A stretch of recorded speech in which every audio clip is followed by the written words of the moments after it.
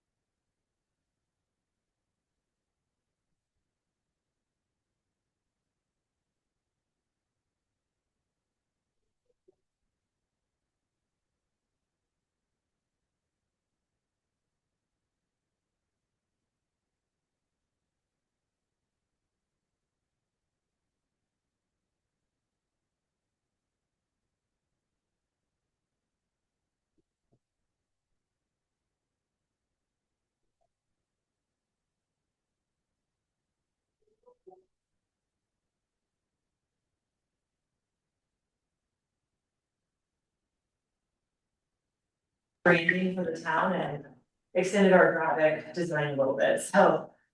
This, again, no new information, but I have a bag of them over here that I'd like to leave for the Asbestos Club crew, so you guys can pass them out and share this with me. As far as upcoming, public presentation to the town board, we have our annual, 60 funding plan to be presented. The draft will be presented at the September 8th, meeting as a report and discussion item. It feels early because it is early. I'm knocking on your guys' door, in July, asking for 2027 projections, and we kind of have to guess and build everything around that. But it's approved with the town board's budget, so, this draft will go ahead of the board, and then it'll be presented to you all at your joint meeting with Armor County, because that's our town board. in Lambert County on October 26th. Our deadline to file that with the county is November 1st, so we're gonna be turning that around really quick. Hopefully, if there's any comments, we can get that ahead of that October 26th meeting from either business as part of or commissioners or the public, but I think we're on a good track there. Our objectives typically stay the same. It's a high level kind of plan for the following year. There's not an itemized budget or anything like that. Again, that is the requirement of the town for within our IGA with the county, have that on an annual basis. So that's September 8th. Also on September 8th, the study session. So prior to that action item, we will have a seasonal housing and senior housing needs study session. So the town worked with the chamber on a seasonal housing survey, which we analyzed the results of that and have I think a nice presentation with the housing authority on what's currently being done and what we recommend or propose in addressing seasonal housing and senior housing issues moving forward. On the 22nd of September, there's gonna be some fish hatchery updates within the study session period. Jason, Deputy Town Administrator Danover, will be presenting on that. That's one of the town's larger workforce housing projects that the Housing Authority is leading development of. And then we also have a housing action plan, which is the Prop 123 compliance. It's essentially an extension of our housing needs assessment that was conducted in 2023. So there shouldn't be any big surprises there, but Commissioner Chadwick McNally announced that Lambert County was a Prop 123 compliant community, and we've actually been a compliant community for a while now as well. And so Only 17 out of the 271 that applied were actually one of the first, so. yeah, It's a big deal. We Yep. gotta, for that. yeah, we got the $50,000 incentive as well, and so we're trying to figure out how we're gonna use that. We're hoping this action plan will direct how we're gonna spend that $50,000. So yeah, all around Denver County, we're doing great. Community, we're doing great, and I think those are kind of all my favorite updates right now. Thanks for the time. Thank you, Carly. Any questions or comments for Carly? I was just gonna say, we were on mute when you were reaching out to Kyle and she is on, so. Oh, okay, excellent. All right, Kyle. Thank you. Yes, I was not hearing anything that you all were saying. So, so thank you very much. Good to see everybody. As far as updates, I don't have a lot, but just to share that next week is National Park Week. So August 25th is the anniversary of the founding of the National Park Service. So this year, the National Park Week celebrations will be that week. Because it's usually a busy time in the park, we don't have any, special events scheduled for this. But August 25th is a fee-free day, so time entry is still required for most of the park from 9 to 2. But it is a fee-free day in the park, and we'll be highlighting some other themes, particularly on social media. And so if anyone wants to amplify what those messages are, that will be great as well. So we'll be sharing that widely. Our visitation for June was up roughly 4%, and our visitation for July, so many of you realize that we usually share that data and gather that data a couple weeks into the next month. Our July visitation is saying we were roughly down about 4%. So flattening that out a little bit for July visitation. So wanted to share that as well. And that is all I have, unless people have questions. Any questions for Kyle? Thank you, Kyle. Thank you. We'll move on to our town trustees. Or excuse me, yes, town trustees. Your Honor. Oh, I missed the. I missed the large event meeting, so might have been mentioned because I had told Sarah about it, but Travis is very open to having a Friday, Saturday, Sunday shuttle during the weekends of the Sundance. It'll be experimental. We will lose money on it, but we didn't want to go for a full 2 weeks because we would have lost a lot more there, or that's the prediction. But it'll be experimental. We'll see how it goes and how it grows in the future. Dark Sky, we talked about, in one of the most recent, board meetings, and, the board was pretty adamant, in its consensus about, there won't be retroactive ordinances for existing buildings. But always perpetually moving forward is really a long-term kind of thing. And it's more of the town, we heard about Frisco and all the cool stuff they're doing with town buildings and lighting, and I asked Travis if he wanted to comment on that at some point, relating to the efforts from our sustainability task force and other things. How much we're moving in that direction. My guess is the carousel is probably not gonna happen until probably by mid September. I think they ran into some other paperwork kind of things. And I think John Cullen wants Commissioner Shattuck McNally there, and wants me there, probably with my Willy Wonka hat. And so and because I'm out September 1 to 7, that's probably not gonna happen on Labor Day, like he was thinking. Summertime, we'll be talking about micro mobility devices. I guess this relates to visiting Estes Park, because you gotta watch out for all the people on the different scooters and different kind of things, but we'll be talking about ways to try to mitigate some of the challenges that are happening with that, with carelessness and near accidents and different kind of things that are happening. I also get a lot of complaints about speeding and smoking and cigarette butts and noise and airplane flyovers, but those are the general ambiance of Estes these days, and probably many cities. So Travis does publish with his report every couple of weeks, the report on the environmental sustainability task force. I don't know whether that's something that he would consider a public document, but for this group, it might be worthy to see that because of all the destination stewardship.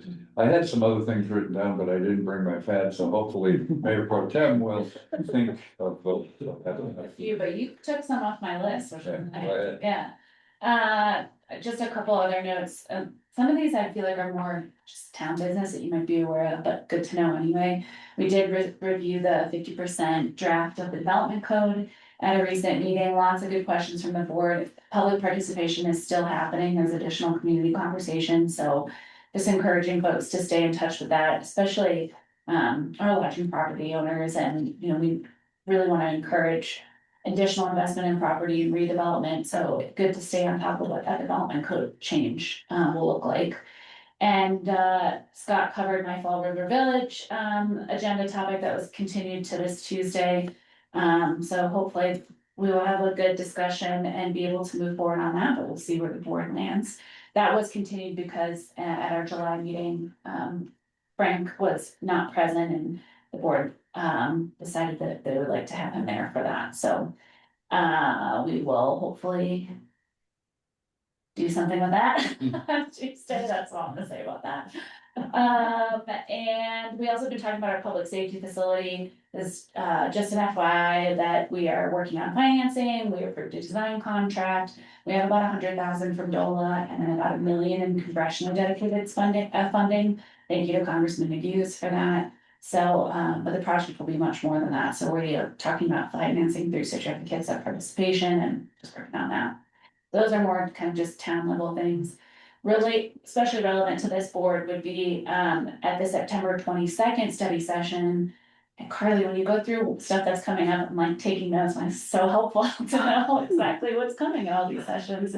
So at the September 22nd study session, we'll be talking about the winter event strategy. And this came directly from Kevin Bennis, wrote that letter to us. Last year, it was a joint letter to the Business Park Board and the Town Board about a more event-friendly winter strategy. And so I think where this board landed was to let the town board take the lead on it from a town facility standpoint, and then maybe it might come back for some discussion here from a marketing side of things. So that is scheduled for September 22nd. Director Hinkle will be in front of us, so we'll share that results of that. And then I'll be, I think with Carly, be at CAST next week in Carbondale, which is the Colorado Association of Ski Towns. It is wider than, I mean, it's wider than ski towns. There's a lot of great, representation from mountain communities. We'll be talking about things like wildland urban interface, wildland fire and urban interface, childcare. I think there's a topic about AI, decarbonizing and electrifying public facilities. So that'll be a good way for us to connect. If there's anything from a DNO side, there's always a roundtable, which I find to be so helpful during these meetings where everyone kind of talks about what they're working on or challenges they're meeting. And lots of times tourism related, pieces will come up. So if there's anything that we hear, we'll certainly report back. But if you want us to ask about anything, let us know. And then finally, this was on the agenda, so I just wanted to make sure we touched on it.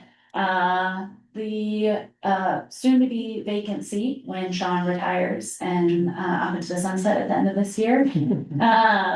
We had a discussion about that at our last meeting. There was some alignment needed between town board policy and the business park bylaws, so it took a little bit longer than we were anticipating, I think. I think that's a fair statement. So ultimately, the town board discussion was around it retaining their option to appoint an energy committee for the seat. They would like to retain that moving forward. Versus it being a nominating committee that the Business Park Board suggests. Conveniently, what the Business Park Board suggested as the nominating committee is also who the town board appointed as the interview committee, so it's all the same across the board this time, but in the future, they just, want that option, and typically that is the liaison for Business Park and another trustee, and since we have two liaisons / board members, Gary and I are that interview committee, which is great. So the posting is live, it's available at estes.org/volunteering, it's open through September 4th. Our bylaws, I believe, state that we need to make a recommendation to the town board by September 30th. So by my count, I think Gary and my goal will be to bring recommendations to this board at our September meeting, which is on the 17th. And then the town board meets on the 22nd. And then that would align us with that September 30th deadline. So Carly's not the only one with a nice turnaround on a couple of these items, so. But I think that should give us some time to get those interviews done and make a recommendation this board first and then it'll go to the town board. So my plea for that is to encourage folks to apply. I know Gary's heard some interest, I've heard some interest, Sarah's heard some interest. But the more the merrier, and anybody who maybe isn't a fit for this go around, we can always keep on deck for future availability, and the more people in the pipeline, the better. So if you're listening out there in Zoom land, please apply or share that word. We'll continue to share it, and hopefully we'll get a great slate. Although no one will ever replace Sean, so. And I'm happy to answer any questions as well, but that was everything on it. Thank you, Gary and Kirby. Any questions for our trustees? Mr. Chair, just like, and I'm sorry, everybody, I lost my sunglasses, not the ones that came in with my Ray-Bans, which are very expensive. And I just walked out and went, wait a minute, I walked in with them and now I walked out with them. Where are they? So I went back to the store, of course, this full, I just had to get toothpaste, that's all I had to do. Because I'm not for camping for the rest of the weekend. So I'm hoping someone turns them in. I would agree when we had gotten some calls and you had contacted our county manager about nominating people, I went and asked, I thought, wait a minute, I thought the county nominated their seats and the town nominated their seats, and so I think that's still in the bylaws and what we would like to make sure that stays there, and so that's, because we have that as, I'm the one that appoints that, and I'm one of them, but I would appoint the other seat, so I think we're in line with you on that as well, and I think so too. think that's what the agreement and the thing says, I think the county would like to make sure we have that as well. So I think that's where we all landed, is that kind of making sure that, policy aligned with that piece of it. Sorry. No, if I could just add for, Go ahead. the bylaws, and Kirby, Mayor Pro Tem and I discussed this, our bylaws have the option of having a nominating committee. Really, I looked at that as more about outreach. And that never did our language and our bylaws ever take away the authority from either the town or the county in making those appointments. There's may appoint a nominating committee. Correct. If we have suggestions, we may submit suggestions to either body. But also there's language that in our bylaws that says either government body may or may not take the recommendation. So I looked at our bylaws and the nominating committee as more of a complementary outreach and recruitment pathway, I guess, versus being contradictory to the town policy, but I'm glad we worked through that conversation with Travis and Jackie. Thanks for clarifying that, and sorry if I didn't make that clear, I apologize, and I think there was definitely a wanting to make sure that we follow, I think the intent was that, are we doing everything that we have on a town policy side? Yes. And are we doing what our bylaws say we should be doing as well, and making sure, I think we could have had a little bit better cleanup during the IGA process on the town side to make sure we addressed that a little earlier. That's why our lawyers, Yeah. our attorneys on our side were very clear, and that's why we Yeah. got really specific on the voting thing. Yeah. If there's like only the three and County didn't have one of those, I got really specific on those, and so that's why I wanted to make sure. I was just like, whoa, wait a minute, so, and so I kind of just went back, but I think it's all good, cause I think the intentions are good, and I don't mind, I don't think it came across as complimentary outreach maybe, and so I was Yeah. just trying to understand how that works, so I think it's great discussion and going forward, just.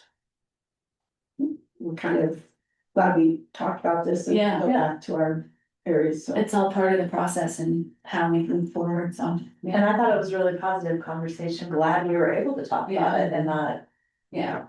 Right. Look what you created. thanks, Sean. Thanks, Sean. All right. So now you're like changed Yeah. that chair. Alrighty, I think our next. Sean, do you have any, comments? Do we have Commissioner? Oh, it is, sorry, yeah. Sorry about that, Commissioner Shadid, Natalie, do you have, the proposals? Yeah, so a couple of things. I'm really excited about the dark sky and I'm glad we're progressing and I would love to maybe catch up later offline and just find out what's the next steps, because Briscoe just got named and I'm like, come on, we can do this. This is, we're being out maneuvered, we gotta keep up, so. So we are, a couple of things just for your information. Tomorrow we cut and sorry, it's been like a day where I'm just like, oh, I forgot to put even makeup on, but, we are cutting the ribbon on our emergency services building tomorrow for the county.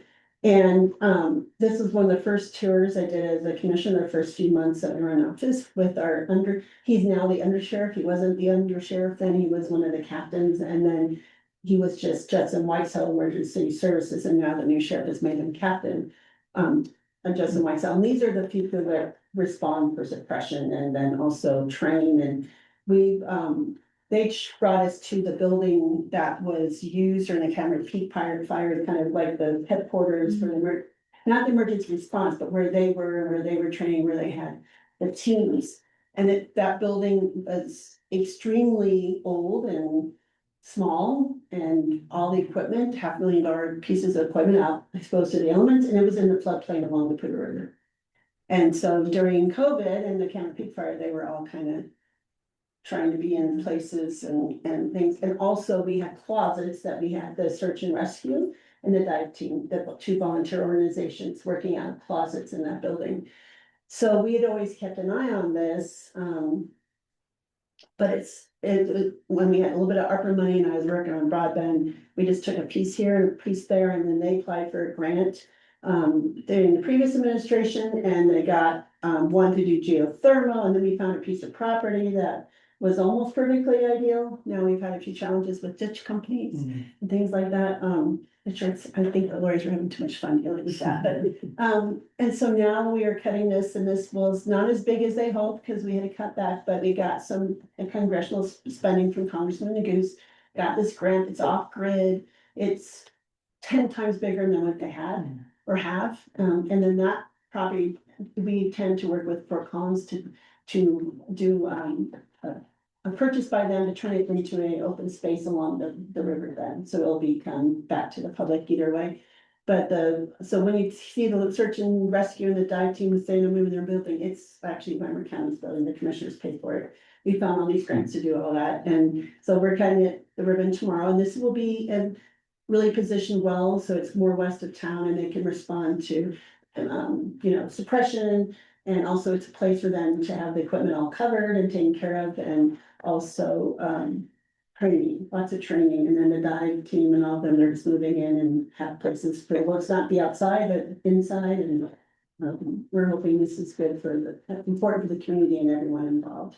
So really excited about that. We did cut the ribbon on our event lawn at the ranch and bench complex. I think people forget putting the city. The ranch complex is Larimer County, owned by Larimer County, probably been maintained and taken care of by Larimer County. They paid sales tax. We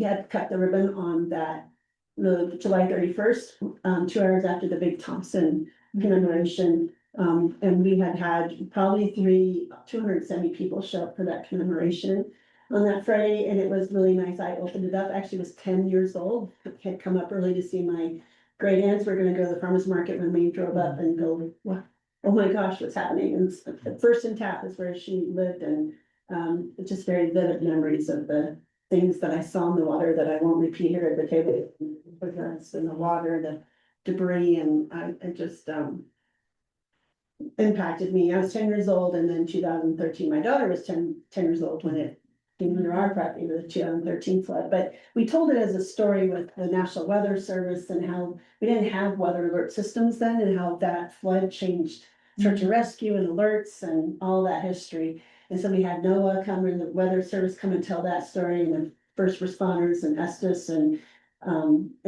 we wanted it to be really respectful of the first responders and folks that had passed and people that were impacted. And there was probably 5 to 6 first responders in the audience that had been there that day, rescuing people. And then we had lots of folks from the big Thompson Canyon Association and everything. So it was really well received, and we're very pleased with that because we really wanted to be respectful. But it was a large crowd. It was at the Polian building, that was the historic building in Loveland that's going to be finished with the congressional money from Congressman Goose. He's the best. So we went literally the next hour to cut the ribbon at the event lawn. It's 22 acres. It's got wayfinding signs, it's got drop resistant, very new kind of engineered grass that doesn't need a lot of water. And it's interesting because it's not just grass and then concrete. It's got this thick thing of sand and concrete, and so that the grass and the stuff can handle and not be crushed with the semis and things. 'Cause right now the outdoor expo thing, the Overland one is huge. I think it's a huge festival that's happening this weekend. And so it's got wayfinding signs, it's got water at some of the spokes. It's kind of right in the center. If you look down each pathway to a building, and on some of those spokes, there's a water filling station with cold water, so you don't have to go to the building it's just put your water bottle under there and fill it up. We had, so that was fun to open that the day the Fair and Rodeo opened, and we had indigenous dancers like we have every opening of the Fair and Rodeo since we've taken office, and that blessed the site, and it was really well received. A lot of people were like, whoa, what is this?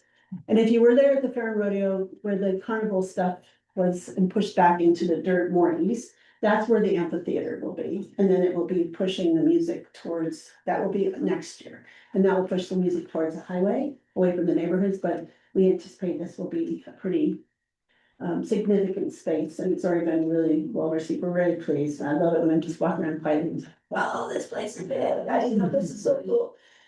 But I think it was a really fun thing. We didn't do the fireworks, we did the 250, 150 drone shows. But I want to remind you all, it's also Larimer County's birthday. We're older than the state, 165 years, one of the original 11 counties. Lots of history there.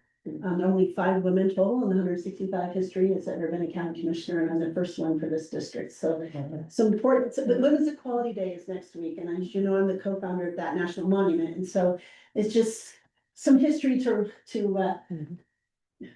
the Wild West. The Colorado's led the way because we did the first referendum vote and had the first women in the state legislature in 1893. Yeah, pretty cool, huh? That's cool. And Rasmus Park has a very rich history with that too, so Women's College is on the 26th, so.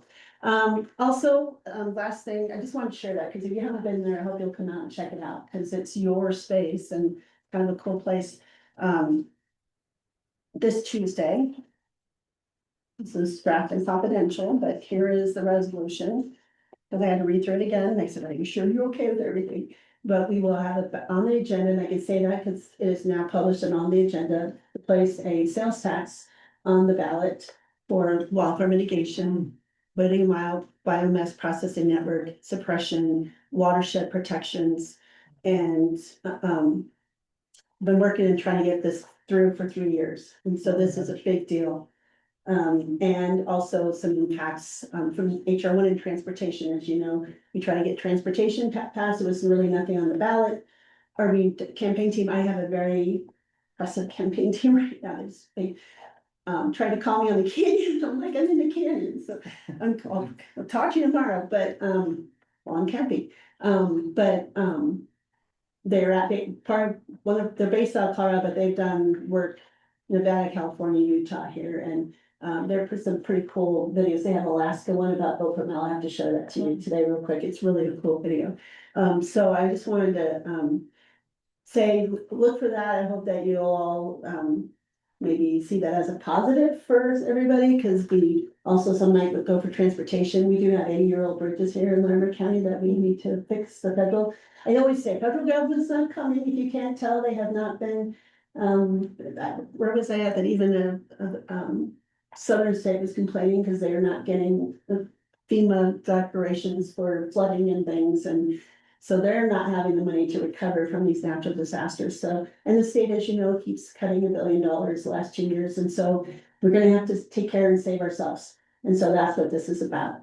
And so most of it, the focus is gonna be wildfire mitigation, watershed protections, and if you don't know how much it costs to turn on a helicopter, just to do the water drops, it's $8,000 just to turn it on. And then about $4,000 a drop. So just say it adds up real quick. So I wanted to share that with you, hoping you all consider that. You're more than welcome to contact me offline. Marina has my personal number, so if you want to go directly to him or talk to me afterwards. But I'm really excited about, they already have some educational videos that will be on the website. And I can't wait to see them. That's why they wanted me to come watch it. I can't watch it right now. That's probably how I lost my sunglasses. That's who I was talking to, because I was, not paying attention. I'm kicking myself. I'm hoping those are somewhere. But that, I mean, I could talk, there's a whole bunch of things happening, but I am worried about HR1 changes and people falling off for SNAP and other benefits. And so we're just trying to do everything we can to have the resources. So, but well, as you know, there was a wildfire in Boulder today. Thank goodness they got that one out. That was right at the canyon. My son used to live in a house right there. And so, we're not out of this yet. And I know they keep saying it's gonna be a massive snow winter, but, it's still, the fuels are still there, so. And I did have a mountain pine beetle coalition, but I won't go into that. But just so you know, Clear Creek and Kilpin and all, they're still having some beetles really flying. So they're still flying and going other places. And I was at the north edge of Boulder County and I was shocked at how many beetle kills there. So we're not gonna escape it, but I'm hoping we can get ahead of it for sure. So that's all I have. Thanks. All right, thank you. Any comments or questions for Commissioner Shadid? When you first said $4,000 a drop. No, just to turn it on, but just a drop for. I know, I realized that. At first I thought, oh my goodness. The sheriff will be so like, oh, look, it's raining $100 bills, look at it. When it dropped, so, I mean, it's funny, but it's not funny. It just, I think people love to watch them come and scoop out of reservoirs. And yes, it's just precision and amazing how they can do that, but all I see that, and also my head's going to ching. But it's what we have, because the other choices just not acceptable. So, yeah, so just leave that there, but yeah, we're excited about, and if you have questions about the special event permit use thing, call me. It has been so blown out of proportions. The changes, they're not what everyone thinks they are. We just need to have, protect more safety and welfare and consequences for folks who just seem to not think the rules apply to them, and that's all this is about. They haven't been changed, and some of the numbers that were in that code were based on not data or information, but based on one building's occupancy code. And so this, if you have questions about that, please call me. Thank you. So that does impact us. Yes. Did you mention the, what is the sales tax number? Oh, it's 30 cents. And we've done a ton of polling. And, um, and we know, we looked at property tax too. And I think you can imagine what that response was pretty negative. And I know there are a lot of people have concerns with that, but, we do have pretty supportive polling to do this. And we think it's gonna have some really interesting ballots statewide, but there's not as many tax increases on this, so this is really the year to do it. And if you try, and I don't know if you all know that when you put a thing on an off year, it could cost us 150,000 just to put it on the ballot for next year and things. And I don't, and there's no guarantee any year is gonna get better. We just feel like this is, we just feel like we've got work to do, so. Thanks. And we need money to do that, and we don't have budget for that, so. Thanks for letting me share all that. You're welcome. But it's not official, because we haven't voted on, I can't say how I'm gonna vote, but it'll be on the ballot, and there was only 2 commissioners right now, so it'll be a 2-person vote, so just to share that. Thanks. Thank you. Sean, do you have any comments? A lot of things I want to say to you guys now. Good.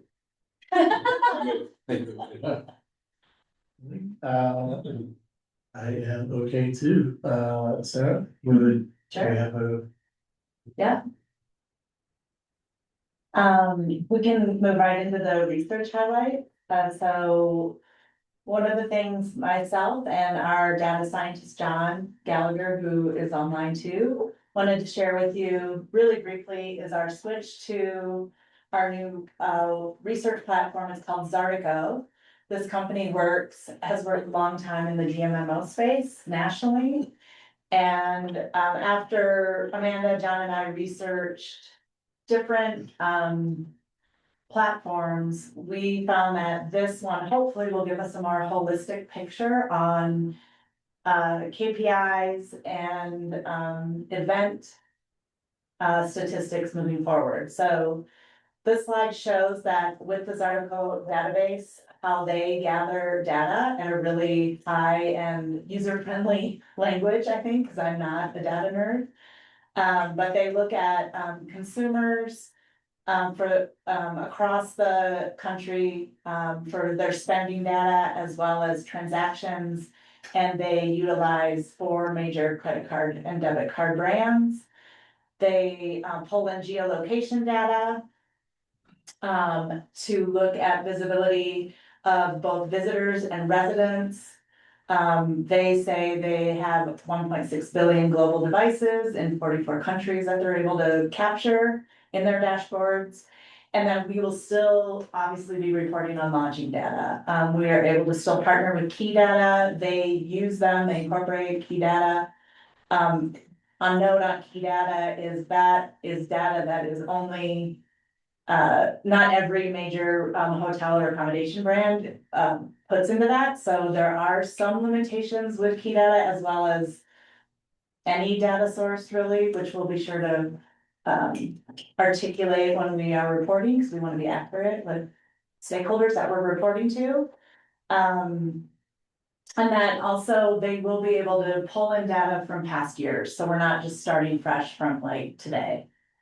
You can go to the next slide.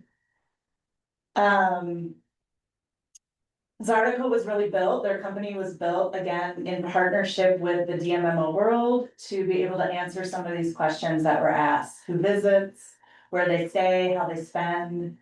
How can we use that information to attract high value visitors who are driving economic impact year round? Where is revenue being spent, where and when during high and low seasons? We'll continue to use this information to optimize our marketing campaigns. Hopefully we'll be able to deliver greater value and my commitment is to make these dashboards and reports transparent and online and available on our partner site, at our website. We've already been answering questions to stakeholders. John's done a great job of being responsive. And then also continually, the never ending challenge is to secure ongoing stakeholder support to support and defend our budgets. Next slide. One thing I'm gonna highlight, and then I'm gonna turn it over to John to just give you an example of a report that he's run through Zartico. Zartico has worked with GMOs to make a segment of a visitor definition beyond or in addition to the traditional definition of 50 miles away from where you live, you're considered a visitor. That's a traditional definition in the travel and tourism world that ever since I've been involved, has been used for years. Recently, Zartico worked with DMOs to define a local visitor, which is that visitor that might be within the 50-mile radius of your destination, but isn't a resident of your community. And I think that's a really significant segment that came out of in partnership with this company, especially for communities like Estes Park, because we see a lot of day and overnight visitors from Front Range communities that might be within that 50 miles that we weren't capturing before, and that aren't residents of Estes Park. So I just wanted to highlight that with this platform, we'll be able to pull data, and I think John has examples in the next slides to show you. So John, if you're on, I'm gonna turn it over to you. Thank you very much. I appreciate it. I've met a few of you before. For those who I haven't met, my name is John Gallagher. I am the data scientist here with Visit Estes Park. I put together a July report using the Zartico platform, and to bring a little more context on the types of visitors, she said we've got a better look at local visitors now. You can kind of see we kind of break them down now to visitors, neighbors, and residents, which I think is a really helpful way to look at our visitation within Estes Park. Something that was kind of a blind spot for us. It would just kind of get, rolled into a bigger number of visitors, and we wouldn't really get a good feel for that Front Range visitation. If we go to, oh, sorry, and also the spending categories. Yeah, perfect. No, this is good. This is good. The spending categories are another great way that this helps breaks down the visitor. If you go to the next slide. So you see that during the month of July, we have the 71% of spending came from out of town visitors. But then we go and you see these charts here. We see visitors from out of the area, local visitors, and residents. And that breakdown is really helpful for us on what we're seeing in terms of what marketing efforts are doing, and just this overall contextual breakdown of the spending helps inform our decisions much cleaner than what we've had in the past. And then if you go to the next slide, we have just a greater breakdown of spend. We see where money's going, and we can compare it year over year. So are the local visitors, do they go out to eat? Who's spending what on accommodations and retail? Arts and entertainment and attractions are now, a category that we have represented. Those are areas that we didn't really have a good feel for, but now we do, which is really important for Estes Park, because I think that it does promote those to our visitors in a way that a lot of other destinations do not. So this move to Zartico is really exciting to kind of give us that context for the local visitor, for the visitation that we do see, and then the accommodations, the retail, the arts and entertainment that Estes Park does promote in a very unique way. Thanks, John. Mm-hmm. We'll be talking more about this, and I want to encourage anyone that has questions, reach out to me and or John. We can poll, and I think John really likes practicing polling from Zartico and figuring out what our new dashboards and reports will be. I'll talk a little bit more about one of the dashboards is an event, which will be able to give us, again, more holistic numbers around our special and community events that we can report back to you all and other stakeholders. Moving on with, yeah, sure. So the food and beverage, if we go back, I'm curious, does that break out, like, maybe the coffee shops versus the restaurants? versus, I'm wondering like the candy shops so that you kind of, There are some dashboards where you can really go down a rabbit hole and it'll tell you which sectors of the food and beverage, like is it a brewery or more boutique shop, yeah, depending on how they're described. Some dashboards don't, it'll really just be these high level categories. And that's what we just switched over to Zarticle, but that's what we're gonna be practicing pulling reports. I love rabbit holes. I know. So. You can really go down a rabbit hole with some of these, I Okay. find. Well, that's cool. I just thought I would be curious because I'm wondering how we also, know if one sector is not getting as much love or help and I'm just curious Yeah. about that, so. Zarticle used to have where it would show you spend on, locally owned, restaurants versus fast food chains. Not that fast food chains couldn't be locally owned franchises, Mhm. so, and I'm not sure they still have that, John, that might have been one of the data points they moved away from, but. I say that in that there are some modules that I know we can go deeper. And then others will just give us these high level kind of sector spending reports. Cool. Thank you. If I can move on, Oh, yes. Mr. Chairman, I just wanted to point out that in your board materials, we do have the board and team retreat summary that Andrew, our facilitator, put together after our conversation. Our team will be pulling from that as we prepare our FY 27 operating plan and budget. Based on your priorities and the feedback and guidance you've given us.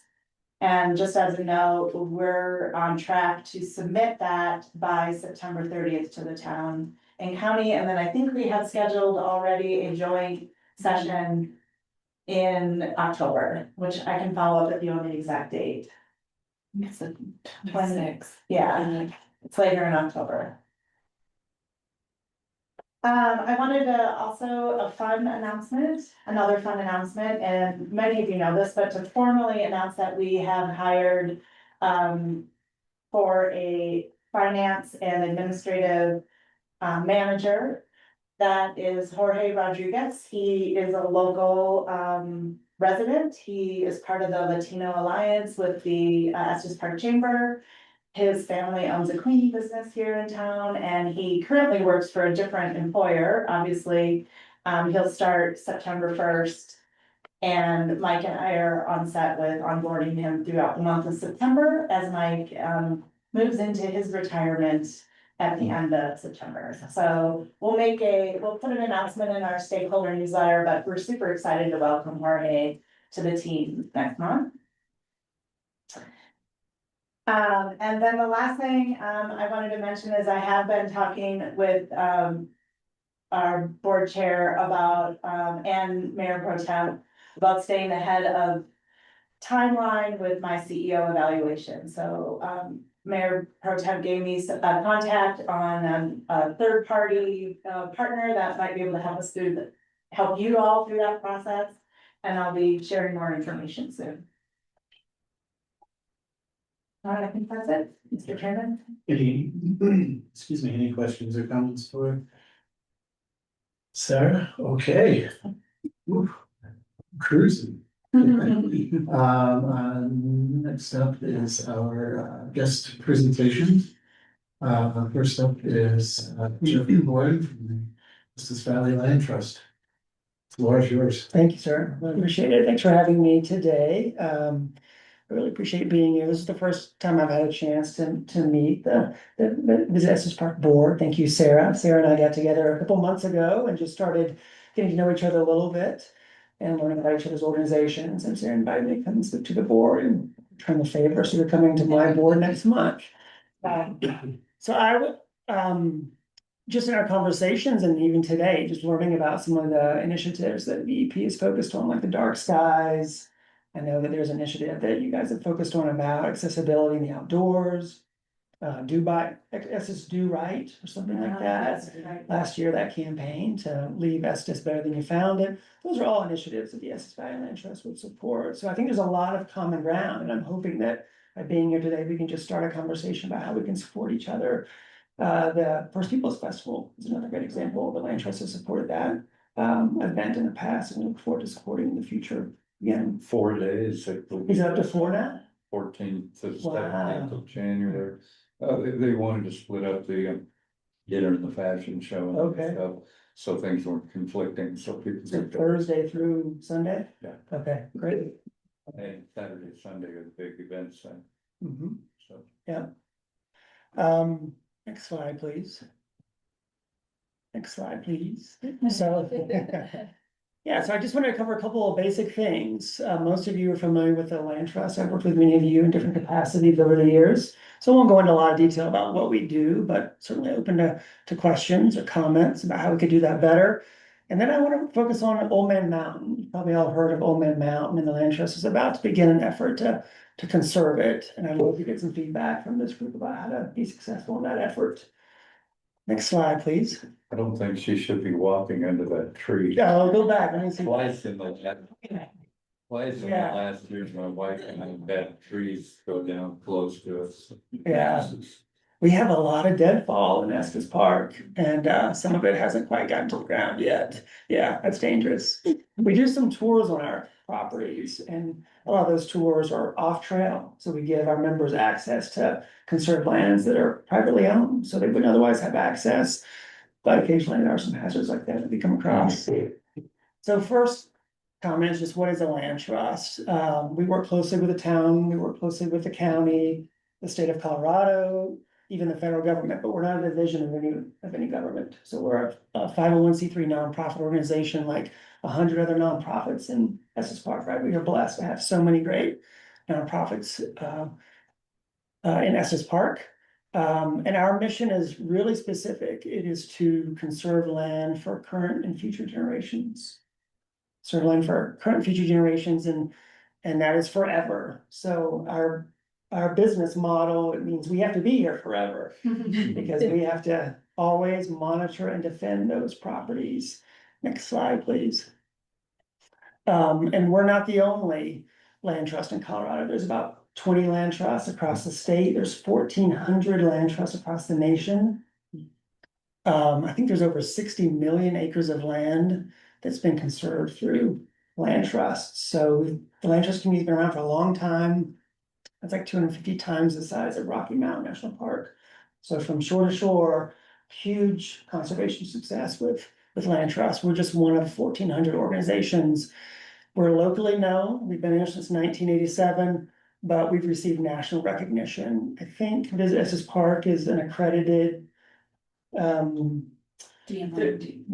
Our DMAP. DMAP is the name of, yeah. So there's a similar accreditation process for land trust. So we've been accredited through the Land Trust Alliance. And it's really focused on having sound finances, operating in an ethical fashion, having responsible governance, and lasting stewardship. We've got a board of 13 people. We're electing 4 new board members on Saturday, a special event coming up to do that. Like I said, we've been here since 1987. Next slide, please. I will see you at that event. I don't know, you're on that. That's excellent. Yeah, the breakfast, the 3 different indigenous speakers out at Herman Park. Saturday. It's like 8 to 10. Yeah. We'll make a special exception for anybody. But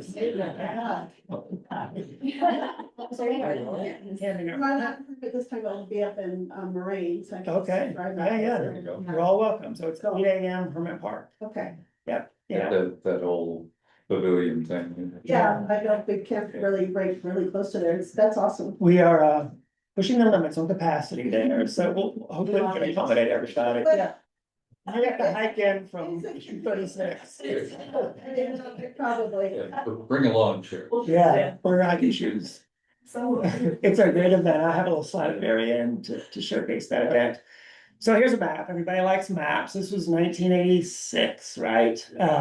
Before the Estes Valley Land Trust existed. Everything on the left side, dark green, Rocky Mountain National Park. Everything on the right side, light green, Forest Service, Estes Park is kind of an island in the center. Next slide, please.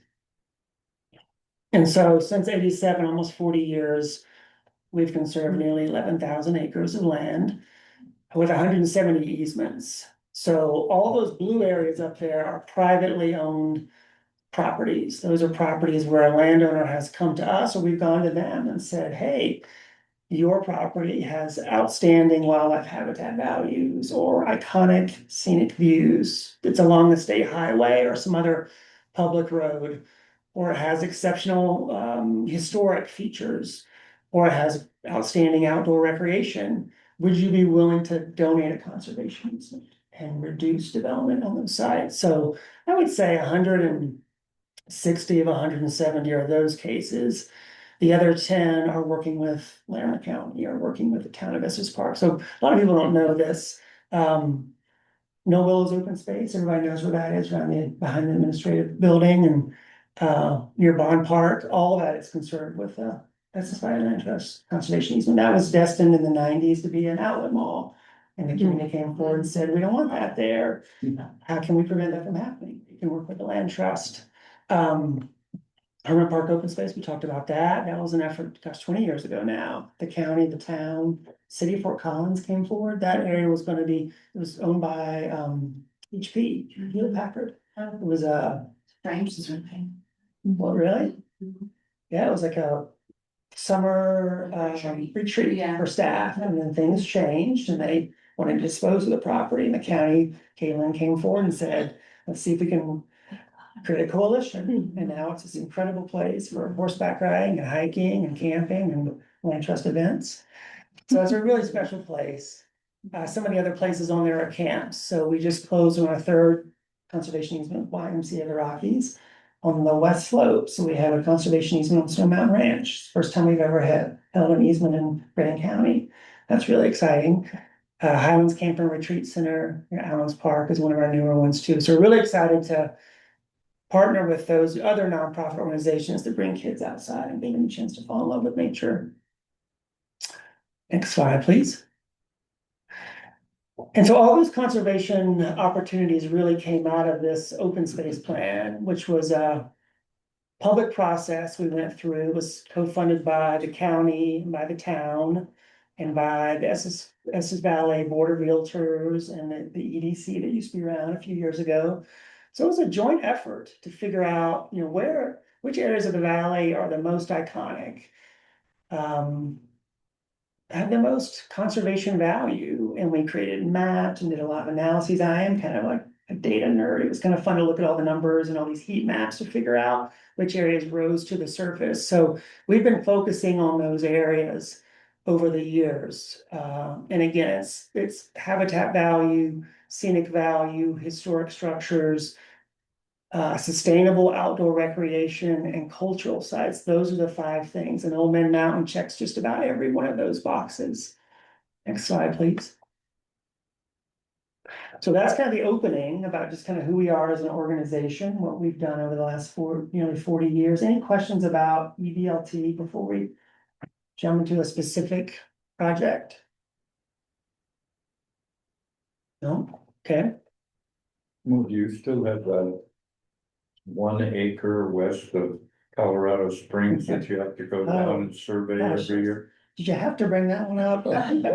Yeah, we do. Yeah, that's my, Really remembered that. yeah, we have a 1 acre conservation easement that it was good. Were good intentions back in the day. It was a fundraising effort, and we actually never raised money from it, but now we have this perpetual obligation to monitor. They put a camping trip every. Yeah, it's nice. It used to go to Crags. I can only imagine. Yeah, we turn it into a fun road trip.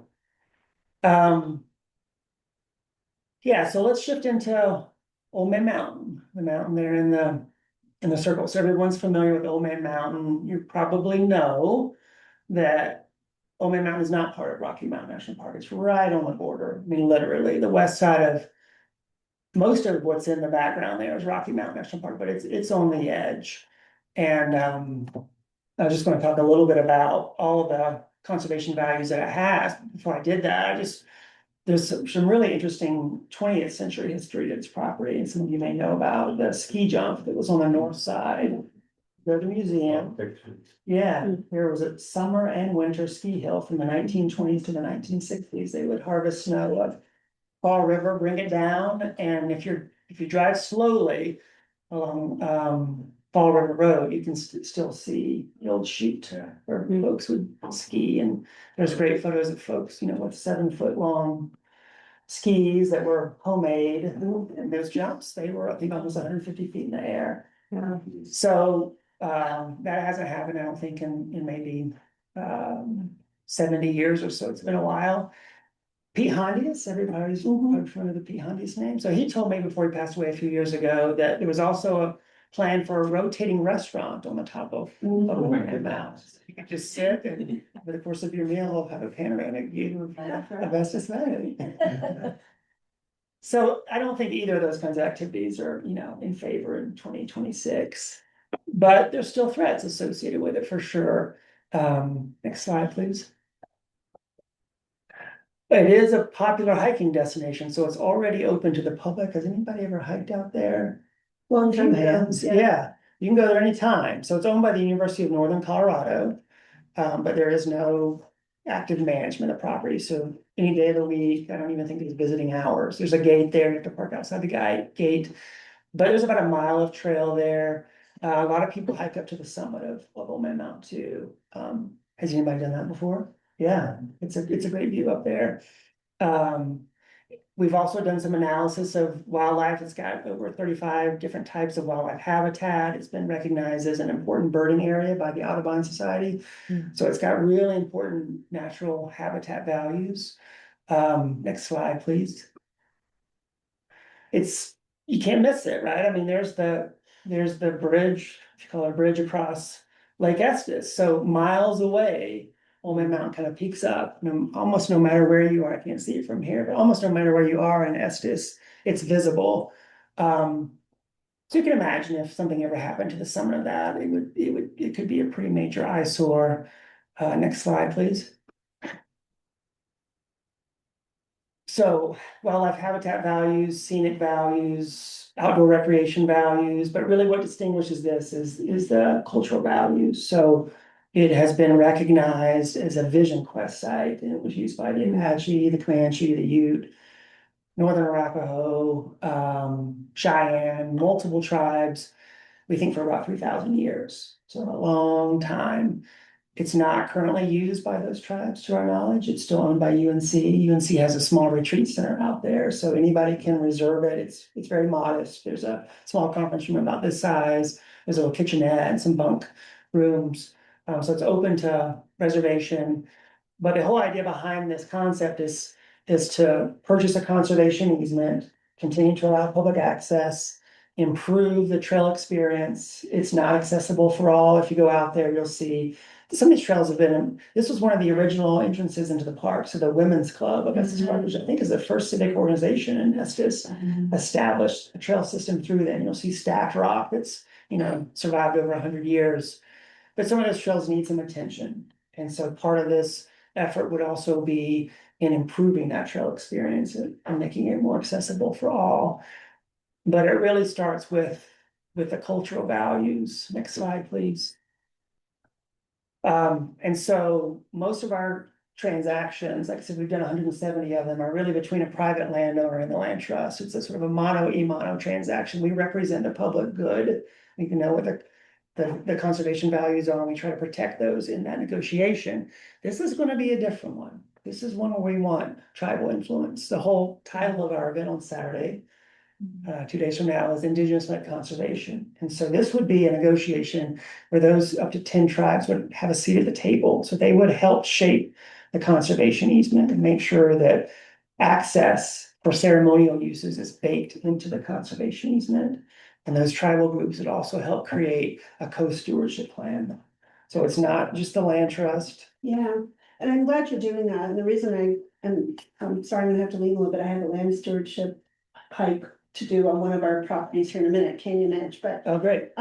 when I was at Harvard Kennedy School in June, working with the city county of Denver, and working with one of the lawyers for the state of Colorado, Department of Natural Resources, who's an indigenous partner, she reminded us all that they're sovereign nations. Mhm. And so when you're negotiating, it's not, they're not stakeholders, it's another, It's a legal party, yeah. party. Yeah.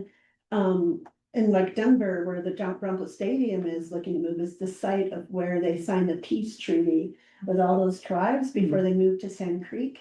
And then they came and massacred everyone. So that was the site of where they signed those agreements. And so it's really sensitive to how those, how that site should be handled, and then who gets to have a say, and because most of them were displaced and they want to come back and have, which is this site as well. And so I applaud you for having that, and recognizing that, and to do it this way, because it was certainly a learning curve for me and having those voices and making sure that history and that importance is recognized and honored and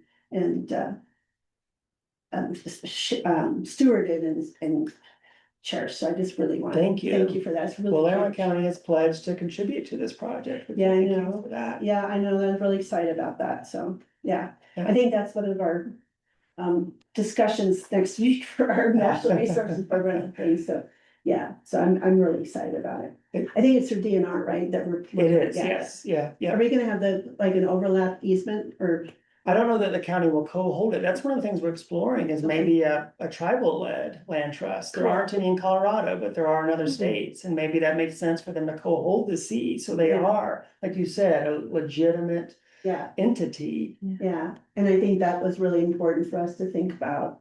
Even inside this, this urban area of Denver, Mhm. to honor something that is such a, I wouldn't say stain, but a very significant part of, unfortunate part of Colorado's history. That's something that whether or not we're successful with this project, you're gonna hear more and more about that in Colorado. There's a Native American embassy that's gonna be built in Denver. Yeah, So these sort of rematriation efforts are happening all across the state. yeah, Laramie County is leading the way, so the city of Boulder. Yeah. So, and we feel like the time is now for us. We've been talking to UNC about this for a while. We have a letter of intent with them to purchase the yeah, conservation easement. They're going through a lot of changes right now. yeah. We're afraid that maybe those changes could lead to a lack of interest, so we wanna kind of Get strike while them. the iron's hot. Yeah, Yeah. great. I apologize to everyone. I'm sorry, but I have to go. Otherwise they'll lock the gate and I can't get in.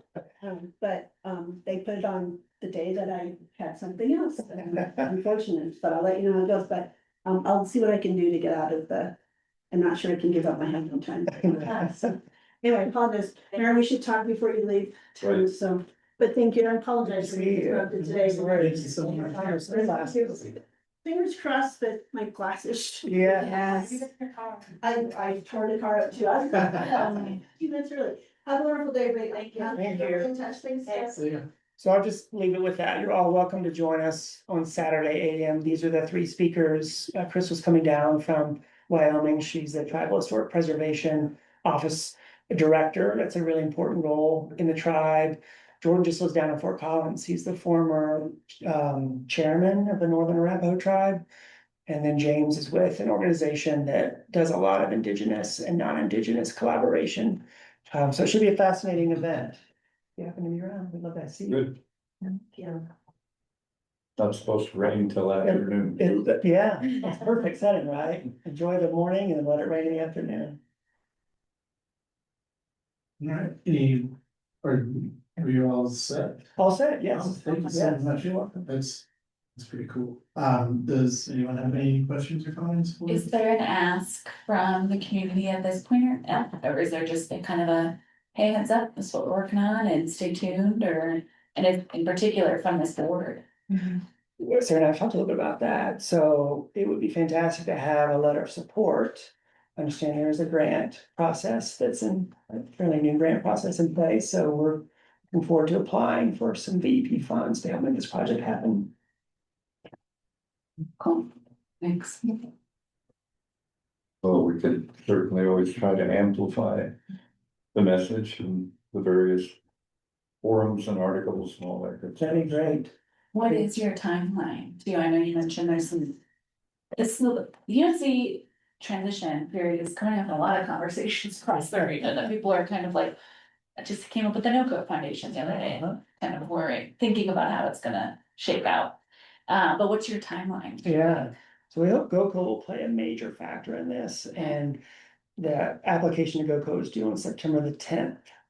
So in about 3 weeks. Okay. So those letters, all letters of support would be, could be helpful to have those before September the 10th. And then the award from GoCo will be made in mid-December. So we would probably kind of go public after that, after we have confirmed we have a major donor in the works. We've been having conversations with town staff and county staff and some other conservation partners. City of Fort Collins is coming up to take a look at it. They were a contributor towards permits, and they're interested in Old Man Mountain too. So it's receiving a lot of positive regional support. But if we do a campaign, it probably won't happen until next year. Okay. Thanks. Sorry, I nudged out the HDMI cable, so we're just getting rehooked up to the screen. It's very sensitive here. Sorry about that. Just. Very good. They're back. Thank you.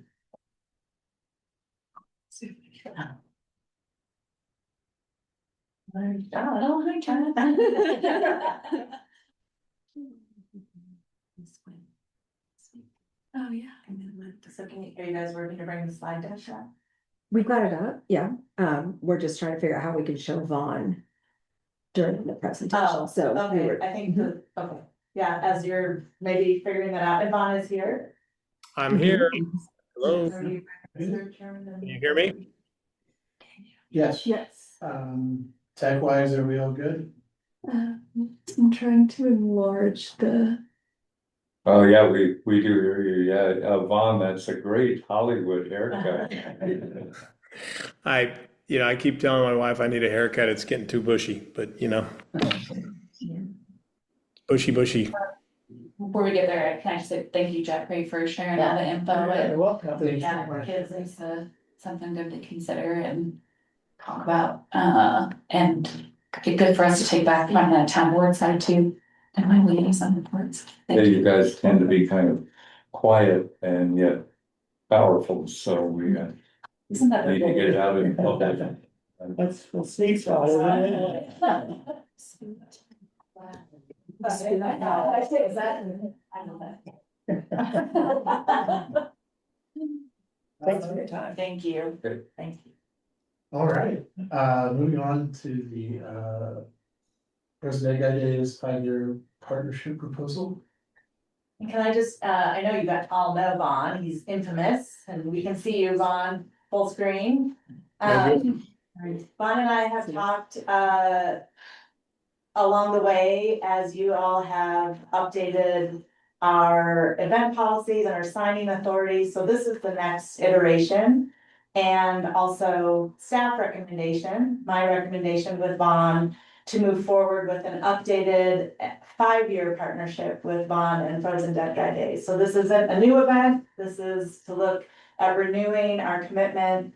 I feel really strongly it's a sustainable and important and strategic investment in Frozen Dead Guy Days, and I'll turn it over to you, Vaughn. Thank you, Sarah, so much, and thank you, everybody, and thank you for the opportunity to be here again. I appreciate that.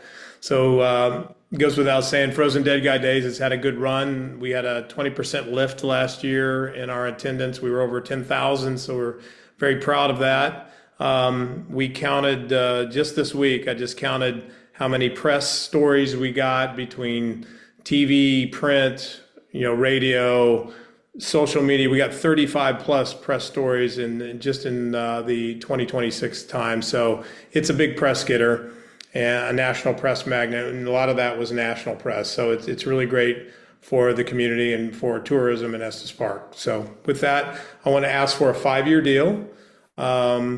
We have some independent numbers from 2 different companies, independent economic impact numbers from RRC and Associates. So we can go to the next proposal, next slide. And what we have saw with that information was it's a proven 7-to-1 ROI for Estes Park. And as I just mentioned, it's a national press magnet. We are working very hard to keep it sustainable and community-wide. And what I mean by that is we're trying to include as many community players and community businesses as we can, including charities. We can go to the next slide. So this is the fourth year. We had a 20% growth. We had over 10,000 people. Those are uniques. Let's keep going. This is interesting information from our survey, which was an independent survey out of Frisco, Texas, a company called Innovative Marketing Insights and RRC and Associates. The median attendee age was 34. 96% of those are non-local visitors. I loved seeing that research that you guys are working with. I think it's called Zardico, but that was going to be really great to work with as well. 56% of those are from the Denver Boulder Metro. Each one of those have been measured as 94,000 in medium household income. And this is the stat I love. 93% of those folks said they came to Estes Park because of Frozen Dead Guy Days. So it's a younger adult profile, high visitor lifetime value, first-time guest discovering Estes Park and likely to return. And we go to the next slide. This came from RRC Associates, the data from 2025. We got new data coming in 2026, but 57% of those folks stayed overnight. 81% used paid lodging of some sort. Paid room nights was just about 3,000, a little under. I think that this is a great stat and one we can continue to build on if we in this next 5-year period. Let's keep going to the next slide. Our economic output from what we measured on RRC and Associates from the independent study was 2.49 million. And that was 1.3 million in value added to Estes Park economy, 744,000 in local labor income, and 110,000 in local sales and lodging taxes. So, and a stat I really love from their study was $197 spent per attendee per trip, which is way above the average and really, really nice to see. Go to the next one.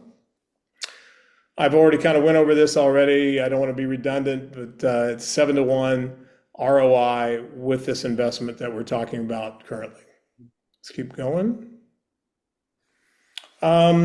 We just like a week ago, 2 weeks ago, we were featured in Colorado Official Travel Guide, named the top statewide experience. We ranked number 3 in the Denver paper. I just got contacted I threw this in here because I think it's kind of fun. The Kelly Clarkson Show reached out about Frozen Dead Guy Days for national TV interest, wants to do a story this year. The Denver Post I just talked about. USA Today always votes as top 10 cultural festival in the United States. And CBS Sunday Morning says uniquely Colorado, which I love. And we've had a lot of good press from CBS. Let's keep going. This is some of the information that I received from various studies and from just reading the various newspapers about sales tax.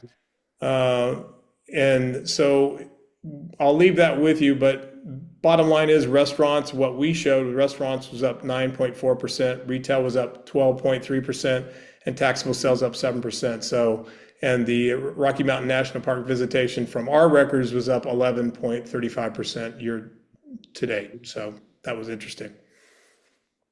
Keep going.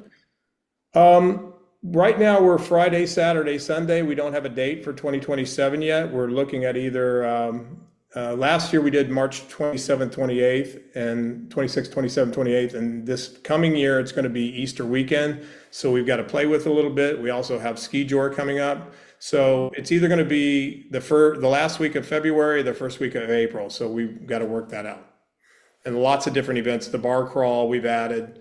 We're going to get even more elaborate with a costume contest, the Royal Blue Ball, the Polar Plunge. We've got a run now that's happening before the race. And so we're adding a lot more to the festival. Let's keep going. The bar crawl is one of my favorite things because it involves everybody, and I think everybody can be involved, and we can even expand upon that. But we're working with the Estes Park trolleys. We pay for that, for free shuttles everywhere from all the hotel stops, and that's an expense we take, and we do that on Friday, Saturday, and Sunday. Okay, let's keep going.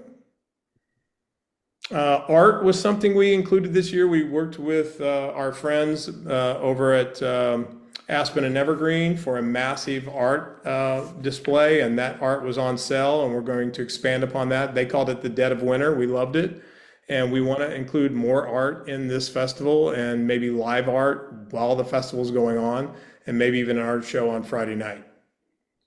Let's keep going. Sustainability is important to us. We're keeping everything aluminum. We've had a lot more recycling that we're gonna focus a lot more on recycling and have a lot more receptors out there for that. We believe in keeping it plastic free, which we've been, and we're going to continue to do that. Keep going. We're going to also work with CSU students on to help us keep us even more green. We're in talks with them. We don't have a date yet, so we haven't been able to lock it in, but we want to work with their sustainability program. We're excited about that relationship as well. Keep going. And you know, we always work with the high school, and they have told me multiple times it's their favorite event, but it's been their biggest fundraiser of the year, and they've been able to travel.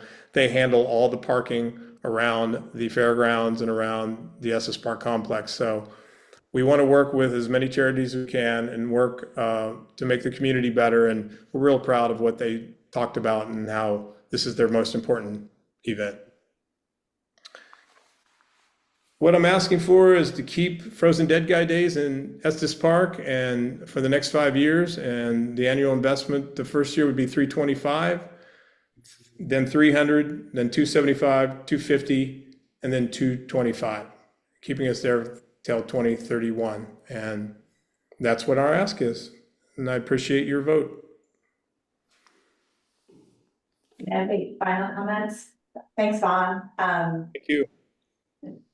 I will just share from the Zarco and our event pulse, and we couldn't, because it has sort of live modules, we couldn't figure out how to show you, but I'm happy to show you afterwards or send this to our report. But that reporting aligns with the findings from the statistics that Don shared, in that the report we were able to pull looks at a baseline time period of 4 weeks before to see what the event lift is that weekend. And our report again aligns with the statistics you talked about, Vaughn, in that there was a 24% overall lift in retail and restaurants led by all visitor categories on 4 weeks from the baseline 4 weeks before when that event happened. The local visitor share, if you remember that definition, it's within 50 miles, so it could be from Denver area, outlying Denver area, really drove the largest share across all visitor segments in economic activity. And that it even leans in more towards that primary market for Frozen Dead Guy Days is the Denver visitor. So again, similar to what Vaughn reported on, and we'll get better at doing this event pulse for Frozen Dead Guy Days and also other events. And then I also just will similarly or back Vaughn's recommendation of that we worked on the recommendation together to for next year start at 325, which is lower than what Vaughn first came with and what total we invested I think the previous time, previous sponsorship. The other thing I wanted to mention is that as Visit Estes Park shifts our marketing support or the role we're playing in marketing for large signature events, this is really just a one like flat investment each year. We're not separating out what we're gonna spend on marketing. I think you've seen those in previous board proposals. And that represents the shift in that Amanda and I have been working on, and we've talked with our marketing advisory committee, that one of the core pillars of Estes Park are our community and special events. They're quirky, they're special, they're community-based, and that they will be a part of all of our marketing efforts. So that we're not separating out a like up to a certain amount that will market Frozen Dead Guy Days and other events, we will incorporate that into our existing campaigns. So that's why you're seeing this, simple tiered down, proposal, and I, completely support it. I'm, thankful that Vaughn and I worked on it together, so it wasn't in a silo, and again, bringing it to the board because it's outside my signature authority for this level of investment, we really ask for your approval. Well, it's certainly a very unique festival. You know, I've spoken many times about adding dimension to Estes Park, whether that's redoing Cleve Street and creating three-dimensional dimension, or whether Whimsadoodle and the artistic ventures, these types of festivals. I mean, First People is so different. Ski Shore is so different. Frozen Dead Guy Days is almost like the anchor of the first quarter, really, although we'll see the impact of Sundance too. And so all of those things, as we build on that, adds the dimension and fun and attraction. I love the statistics that we're seeing there. I assume, Vaughn, from your standpoint, that with this descending type of approach over 5 years, that as the festival continues to grow and make money, that it's good for you too. It's good for your business and for being able to manage this. Yes, I like this a lot. thank you. Motion. Any other discussion? Mayor Pro Tem, got comments? Yeah, I think one of the things we've talked about a lot recently, but also over Visit Estes Park's history really in the community since 2011 has been diversifying the destination product and what we can offer especially when we know that, we saw the nature parks stat, we all know that people are coming primarily for that experience and in the winter, that does shift a little bit. So to continue to have product that feels diversified, that our visitors and our community can engage with is compelling. I'll be honest, your support of the plan and you and Vaughn coming together and working on it, that speaks a lot to me. And I know it's outside your signature authority, but I think that knowing that you are, this isn't Vaughn coming to ask Marzan, that this is a hand-in-hand request is really helpful. So I appreciate that, Holly, for me. Yeah. Vaughn, I do have one note for you too. You were talking about the Kelly Clarkson show. I don't know if you're familiar with Lonely Island, but they talked about it on their podcast. They are like the group of three guys who made digital shorts really famous on SNL. They wrote for SNL for years. Andy Samberg, Norma Tacone, and I think it's Akiva Schaffer, but somebody brought it up. Like a listener brought it up to them that they should check it out. That's I'm awesome. gonna connect with you because I'm like, it would be so cool. I'm like such a Lonely Island nerd. My husband and I were like, oh my God, what if they come? So anyway, I'm gonna connect with you offline because I think it would be just really fun if you reached out, like, I heard on your podcast and we invited Yeah, them.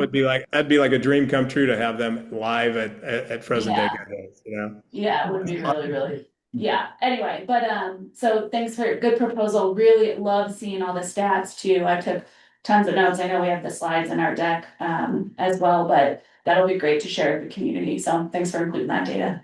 Thank you. I'd move to approve. Okay, we have a motion. Do we have a second? I'll second. All in favor? Aye. Motion passes unanimously and Thank you. thank you very much. Looking forward to 27. Thank you all very, very, very much. Yeah, thanks, Vaughn. Thank you. All right, thank you. All right. We are on to financials and budget review. Mike, Director of Finance, could you? Present? Yeah. Move on to the next slide. Thanks, Mike. Yay. Yeah.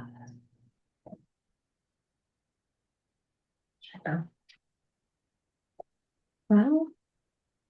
Okay. Technical difficulties. Maybe I stop sharing and try to share again. Can you see it, Mike? I can see my slides, can you? Yeah. Yeah. It's small, but. I have a monkey. Do you want to move on to the next slide? I think? Yes. Yeah. Oh, now slides just went away.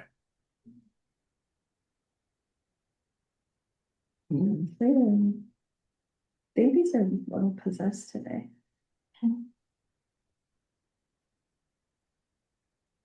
Okay, there we go. Now they're- Okay. This is what we need. Okay, great, thank you. So for the short-term rentals for the month of July, all of the metrics that are being measured were up for both current month as well as year to date. So July was definitely a very good month. For the next slide, visitor count, unfortunately, was down 2.2% year over year. And year to date, we are flat with visitors. And Lori Bucci from the Visitor Center came in to our staff meeting just a few days ago and was just sharing how visitors, the kiosk is not being used as much as it has in the past. And I don't know if there's just an overall shift away from the visitor center because we've got so much information available online. I don't know.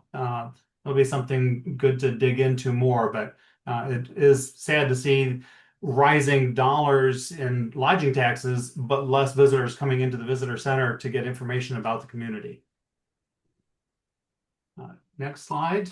This shows just our total tax revenue and the breakdown year to date. Lifetime of 6E funds, over 21.5 million going into workforce housing and childcare initiatives. For lodging tax revenues for the month of June, we were 6.9% ahead of 2025, and there are no significant delinquencies outstanding. So we had a very good month for June. And year to date, we are ahead 9.8% compared to 2025 figures. On the next slide, I'd like to see that green line now, how that has grown and separated from the pack of our historical lodging tax collections. And on the next slide, for our tax revenues compared to budget, we were 5.7% ahead of budget for the month of June, and year to date, we are 9.2% ahead. And finally, on our financial statements, for the 6 months ended June 2026, as mentioned, the revenues are ahead of budget. Additionally, year to date, all three categories of expenditures were under budget.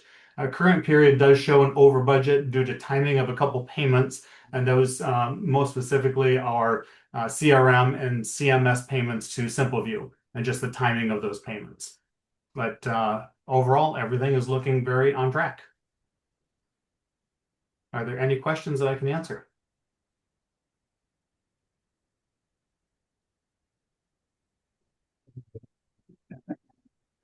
Love all the positives. I guess I don't get too freaked out about the visitor center numbers. Okay. I think you comment about online and stuff is probably a very big part of that. I think it follows a trend we've been watching in the visitor center, like over a couple of decades. It's just that shit, because I remember when the visitor center stopped getting as many phone calls, that was really concerning, but the counts were still at a certain place, and it just that shift. But I also will be interested to see what the numbers do when we get to the fall season, when we have more, often older retired couples visiting, or, people who may be more inclined to use a visitor center than the younger families of Sure. summer, so. Yep, very good point.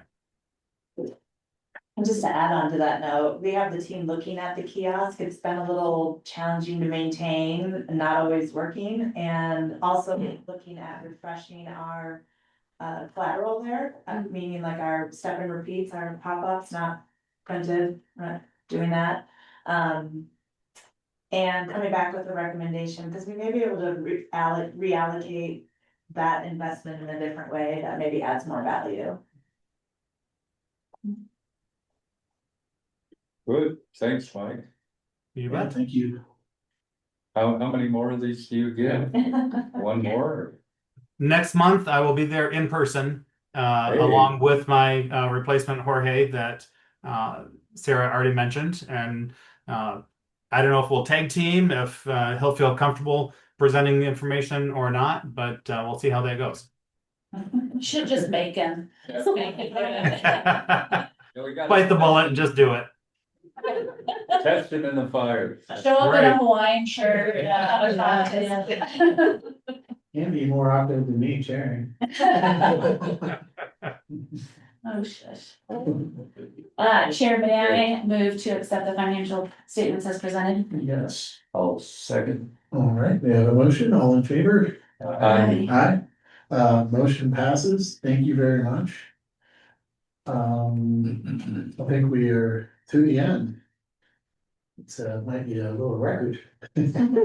But any other comments, concerns, questions, thoughts and prayers? DEP is a wonderful organization, doing very good work right now, and Thank you. it's in a good, stable place. Thanks for all you do. All